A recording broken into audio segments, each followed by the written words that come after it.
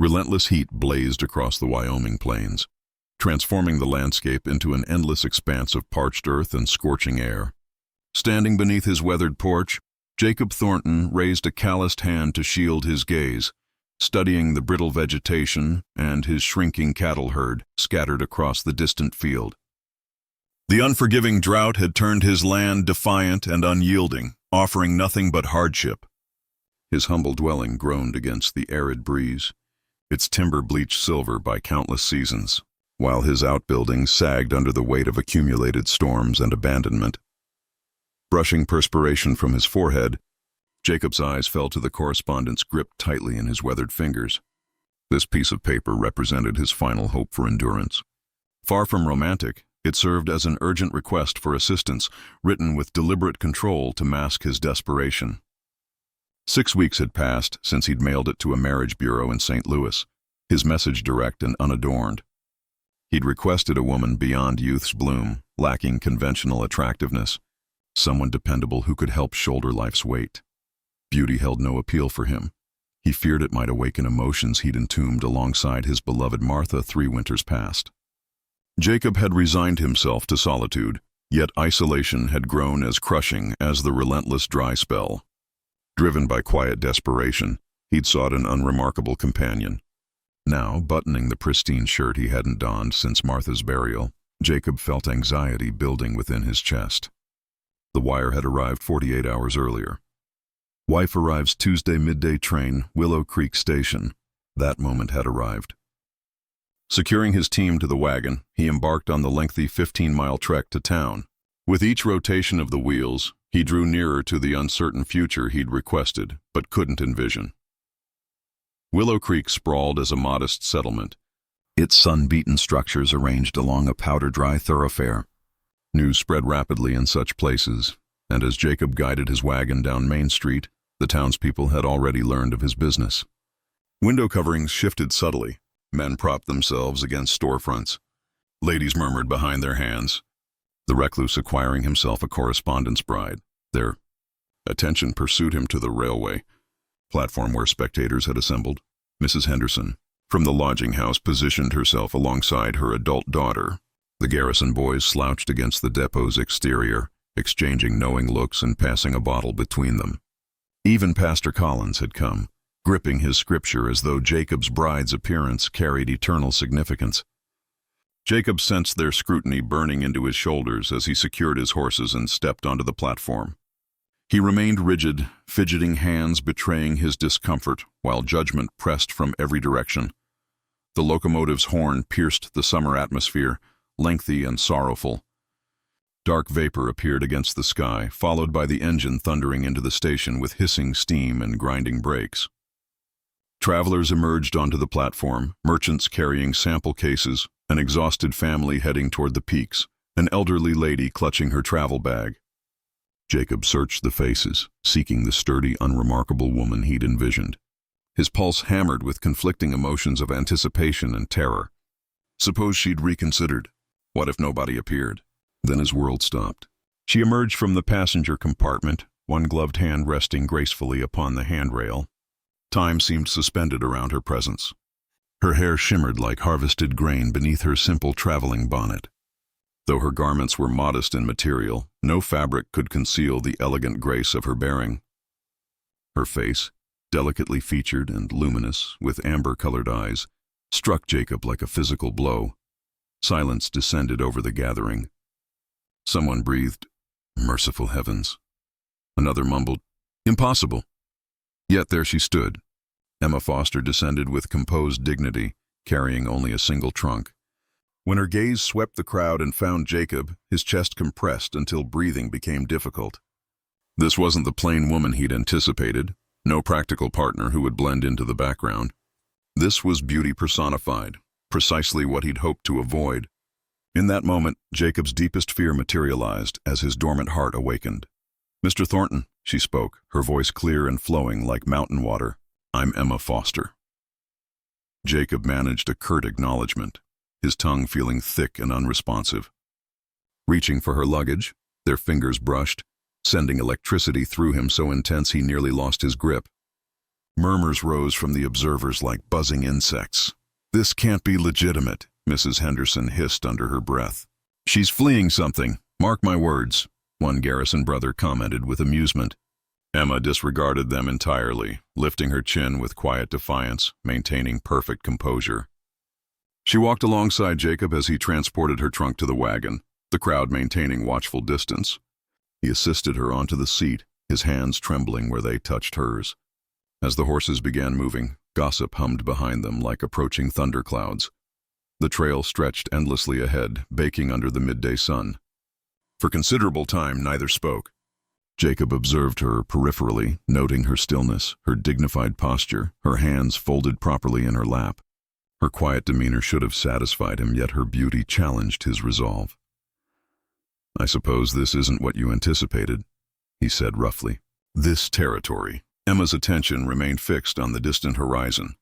"I anticipated nothing," she responded evenly. "Expectations are privileges I cannot afford." Her words hung heavily between them, loaded with unspoken history. Jacob stole another glance, catching the tension in her jaw, the whiteness of her clasped knuckles. Whatever had driven her westward wasn't romantic fantasy. She carried her own darkness, just as he did. They continued in silence, two strangers united not by affection but by necessity. Yet Jacob already understood the reality. This wasn't the plain, sensible bride he'd sought. This was a woman whose beauty would inspire jealousy, longing, and peril. With her arrival, the peaceful existence he'd fought to maintain had concluded. Behind them, Willow Creek buzzed with speculation. Ahead lay the isolated ranch, and in the space between, Jacob Thornton's heart grappled with the terror of feeling once more. The plain stretched wide and desolate as the wagon rolled toward Jacob's homestead. Dust clouds billowed behind the wheels, obscuring the world in shimmering heat and silence. Emma maintained perfect posture, her bonnet pulled low, hands clasped neatly. She never complained about the sun or the rough road. That quietness, once comforting to Jacob, now troubled him, leaving excessive space for contemplation, and his thoughts centered on one thing: her beauty. Reaching the ridge's crest, Jacob gestured ahead. "There," he said softly. Emma raised her head. The modest homestead appeared against the vast landscape, the weathered dwelling leaning into prevailing winds, the barn displaying Jacob's repair work, and a chicken shelter huddled beside the garden plot, long surrendered to dust. It looked isolated, stark, devoid of warmth. "It appears very tranquil," Emma observed. Jacob's jaw clenched. "It's isolated." Her eyes shifted to him, steady and unreadable. "Sometimes isolation serves a person's needs."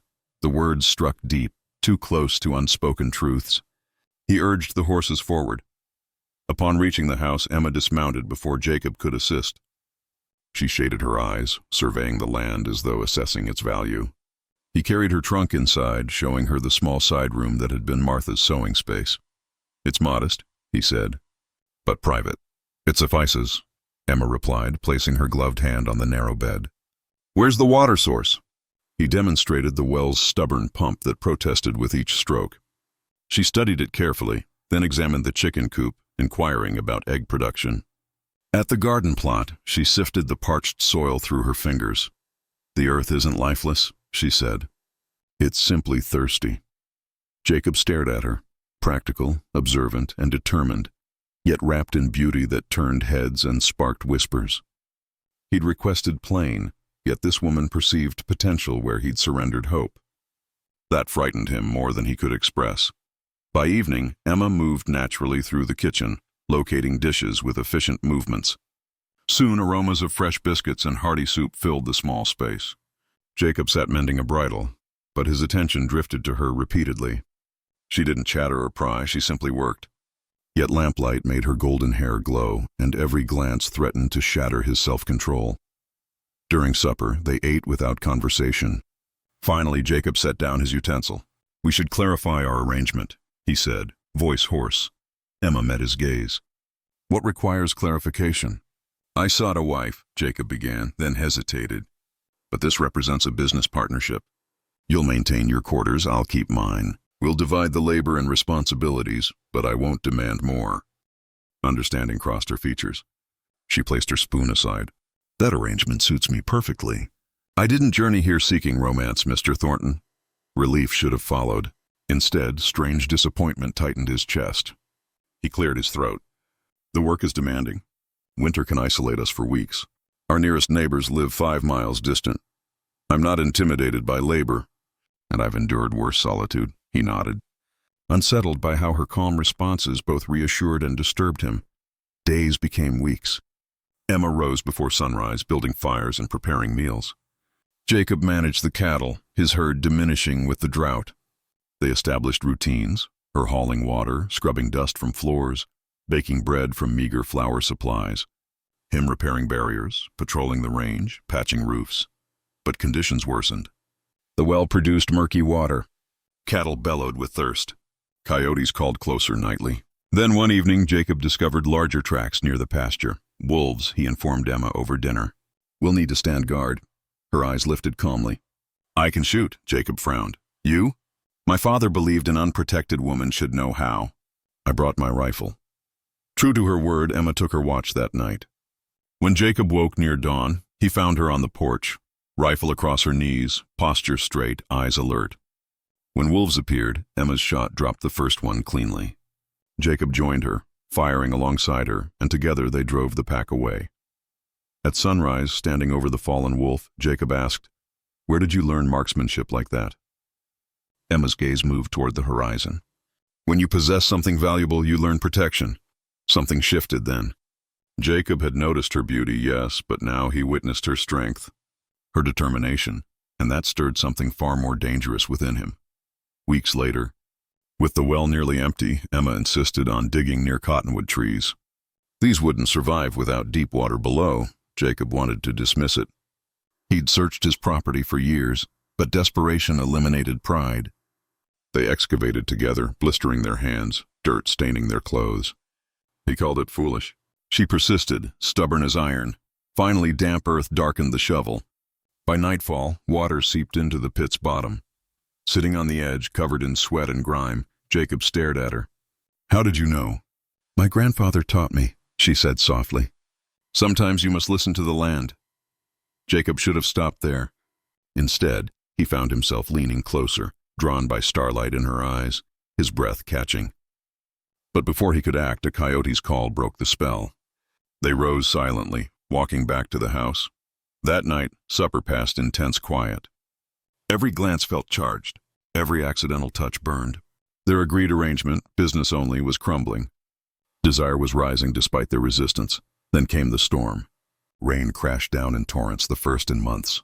Emma laughed, stepping into the downpour, her dress clinging to her frame, hair streaming gold. Jacob called her inside, but she spun and laughed, radiant with joy.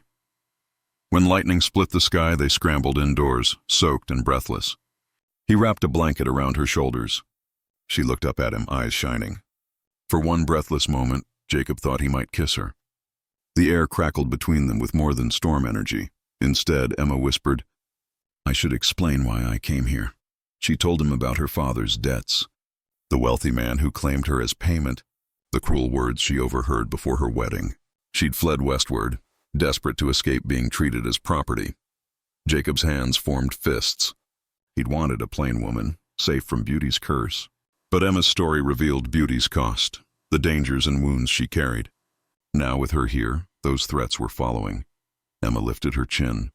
I thought you'd be different, Jacob. A man seeking plain wouldn't view me as a prize. He swallowed hard. You're not secure here. Not for me. Not anymore. Her breathing trembled. Yet I feel safer with you than ever before. Jacob's heart thundered, torn between fear and longing. Before he could respond, hoofbeats broke through the storm, carrying shadows of the past she'd tried to escape. Wait, before we continue, what are your thoughts on the story so far? Share your reactions in the comments. I'm genuinely curious about your perspective.